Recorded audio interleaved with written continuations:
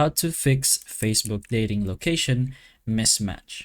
So if you want to do this, the only options you have is to refresh your current location and to add a kind of meeting up location if you'd like to do that, since that's your only options. So if you'd like, you can go ahead here to the top right corner of the dating section. There's going to be this little icon that's going to be for your dating profile. You press on that and this will appear. So your profile and everything, you are going to have to go into dating preferences. And inside dating preferences, you will see the dating locations in the interested in section. So go ahead and press on that.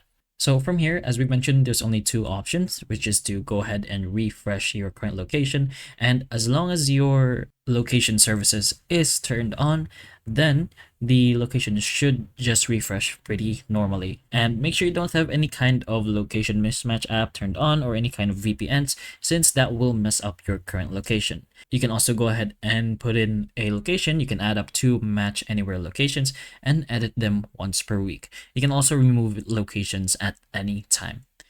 But those are the only options you have if you want to fix your dating location mismatch. Just make sure you're refreshing into the location and you are at that specific location when you're doing so that it doesn't mess up. So hopefully this video helps. If it can, please like and subscribe for more videos like this, and that's all.